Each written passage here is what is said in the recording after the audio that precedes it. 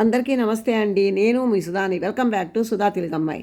ఈరోజు మన కిచెన్లో కమ్మని పండుమిరపకాయ నిలవ పచ్చడిని చూపించబోతున్నాను.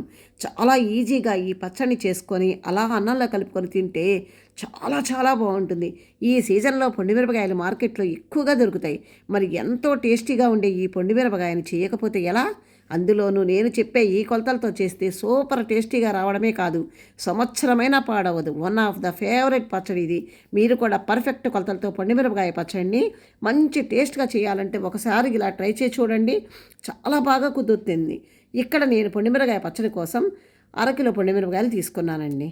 రెసిపీని స్టార్ట్ చేసే ముందు మన ఛానల్ని ఇప్పటి వరకు చూడని వారు ఎవరైనా ఫస్ట్ టైం చూస్తుంటే సబ్స్క్రైబ్ చేసుకొని పక్కనే ఉన్న బెల్ ఐకాన్ని ప్రెస్ చేయండి. మన ఛానల్లో వచ్చే ఏ రెసిపీని ముందుగా మీరే చూడవచ్చు.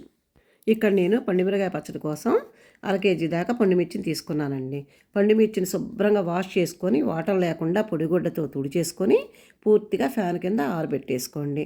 అసలు ఒక చుక్క కూడా తడి అనేది ఉండకూడదనమాట. ఆ తర్వాతే ఈ తొడిమిల్ని తీసుకోవాలి. తొడిమిల్ని తీసుకొని ఈ ప్లేట్ని కొంచెంసేపు పక్కన పెట్టేసుకోండి. ఇప్పుడు ఒక మిక్సీ జార్ తీసుకొని అందులోకి అర కేజీ పండుమిర్చికి 100 గ్రాముల చింతపండు తీసుకోండి. పండుమిర్చి పచ్చడికి పర్ఫెక్ట్ కొలత ఏంటంటే 1 కేజీ పండుమిర్చి తీసుకుంటే 200 గ్రాముల చింతపండు ఎగ్జాక్ట్ కొలత అనమాట. మనం తీసుకున్న అర కేజీ పండుమిర్చికి 100 గ్రాముల చింతపండు తీసుకుంటే కరెక్ట్గా సరిపోతుంది. కొత్త చింతపండు తీసుకొని అందులో ఉండే పిక్కలు పీచు అన్నీ తీసేసి క్లీన్ చేసేసుకొని మిక్సీ జార్లోకి వేసుకోండి. నెక్స్ట్ ఇందులోకి 100 గ్రాముల సాల్ట్ వేసుకోవాలి. మీకు సాల్ట్ ఎక్కువ అవుతుంది అనుకుంటే కొంచెం తక్కువగా కూడా వేసుకోవచ్చు. ఇలా సాల్ట్ వేసుకొని బ్లెండ్ చేసుకోండి. పచ్చడి కలుపుకునేటప్పుడు రుచి చూసుకొని సాల్ట్ కావాలంటే కలుపుకోవచ్చు. సో ఇలా చింతపండుని సాల్ట్ని కూడా ఫైన్ పౌడర్ లాగా గ్రైండ్ చేసేసుకోండి. ఇలా గ్రైండ్ చేసుకోవడం వల్ల పచ్చడిలో ఈజీగా చింతపండు చాలా మిక్స్ అవుతుంది. అన్నీ వేసేసి మీరు బ్లెండ్ చేసేస్తే చింతపండు సరిగ్గా నలగదు, మధ్యలో ఉండిపోతుంది అన్నమాట. సో అందుకని ఇలా బ్లెండ్ చేసుకున్న తర్వాత క్లీన్ చేసుకున్న పండుమిర్చిని ఇలా చిన్న ముక్కలుగా కట్ చేసుకొని వేసుకోండి. పండుమిర్చి వేసిన తర్వాత మెత్తగా గ్రైండ్ చేసుకోండి. మరీ ఫైన్ పేస్ట్ లాగా కాకుండా కొద్దిగా లైట్గా బరగ్గా ఉండేటట్టుగా బ్లెండ్ చేసుకోవాలి. చూడండి, నేను ఇక్కడ చూపిస్తున్నట్లుగా గ్రైండ్ చేసుకున్న తర్వాత ఇందులోకి 1 టీ స్పూన్ దాకా పసుపు వేసుకోవాలి. 1/2 కప్పు దాకా తొక్క ఒలుచుకున్న వెల్లుల్లి రెబ్బలు వేసుకోండి. ఇప్పుడు జస్ట్ ఒక పల్స్ ఇవ్వండి. ఇలా పచ్చడిని గ్రైండ్ చేసుకున్న తర్వాత ఒకసారి టేస్ట్ చూసుకొని మీకు సాల్ట్ సరిపోలేదనుకుంటే కొద్దిగా సాల్ట్ని కూడా వేసుకొని కలుపుకోండి. ఇలా గ్రైండ్ చేసుకున్న పండుమిర్చి పేస్ట్ని ఇప్పుడు ఒక గాజు సీసాలో కానీ లేదంటే ఒక జాడీలో కానీ పెట్టుకొని మూత పెట్టి 24 అవర్స్ పాటు అట్లానే ఊరనివ్వాలి. పచ్చడి ఊరితేనే టేస్ట్ బాగుంటుంది. అప్పుడే మనం తాలింపు పెట్టుకోవాలి. మీరు కనుక ఎక్కువ క్వాంటిటీలో చేసుకున్నట్లయితే ఇలా చేసుకున్న పచ్చడిని జాడీలోకి ఎత్తి క్లాత్ పెట్టి టైట్గా కట్టేసి స్టోర్ చేసుకోవచ్చండి. సంవత్సరం పాటు నిల్వ ఉంటుంది. ఇది ఏమాత్రం చెడిపోదు. ఎప్పుడు కావాలంటే అప్పుడు కొద్దిగా పక్కకు తీసుకొని తాలింపు పెట్టుకొని సర్వ్ చేసుకోవడమే. చాలా సింపుల్ అండి. నేనైతే ఈ పచ్చడి మొత్తాన్ని ఇప్పుడు తాలింపు పెడుతున్నాను. 24 అవర్స్ అంటే ఒక కంప్లీట్గా డే అంతా కూడా అట్లా ఊరనిచ్చానండి. ఆ తర్వాతే ఈ పచ్చడి తీసి తాలింపు పెట్టుకుంటున్నాను. ఇప్పుడు ఈ తాలింపు పెట్టుకోవడం కోసం స్టవ్ మీద ఒక వెడల్పాటి పాన్ పెట్టుకొని దాంట్లో 150 గ్రాముల వరకు ఆయిల్ వేసుకోండి. ఇంతకుముందు నేను చెప్పినట్లుగానే పప్పుల నూనె కానీ వేరుశనగ నూనె కానీ వేసుకోండి. సన్ఫ్లవర్ ఆయిల్ అసలు వాడకూడదండి. ఎక్కువ రోజు నిల్వ ఉండదు. తక్కువ క్వాంటిటీలో చేసుకున్నట్లయితే వాడుకోవచ్చు.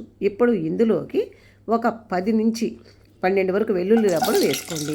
అలాగే 4-5 ఎండుమిర్చి, 2 టీ స్పూన్లు ఆవాలు, 2 టేబుల్ స్పూన్లు జీలకర్రని వేసుకోండి. అలాగే కొంచెం దీంట్లో కరివేపాకును కూడా వేసుకొని ఫ్రై చేసుకోండి. ఇందులోనే కొద్దిగా ఇంగు వేసి ఒకసారి కలుపుకున్న తర్వాత మనం తయారు చేసి పెట్టుకున్న పండుమిర్చి పేస్ట్ మొత్తాన్ని కూడా ఇందులో వేసేసేయండి. ఆయిల్లో వేడిగా వేయకుండా చల్లార్చి వేయాలి కదండి అని చాలామంది అడుగుతున్నారు. అలా అవసరం లేదండి. ఆ పిండితో పచ్చళ్ళు చేయితే ఆ ప్రాసెస్లో చేయాలన్నమాట. కానీ దీనికి ఇలా చేస్తేనే ఎక్కువ రోజు నిల్వ ఉంటుంది. పచ్చడి అంతా వేసిన తర్వాత బాగా మిక్స్ చేయండి. ఆయిల్లో ఈ పచ్చడి అంతా మిక్స్ అయిన తర్వాత ఇందులోకి ఇప్పుడు 1 టీ స్పూన్ వరకు మెంతిపిండి వేసుకోండి. అలాగే 1 టీ స్పూన్ వరకు ఆవపిండిని కూడా వేసుకోండి.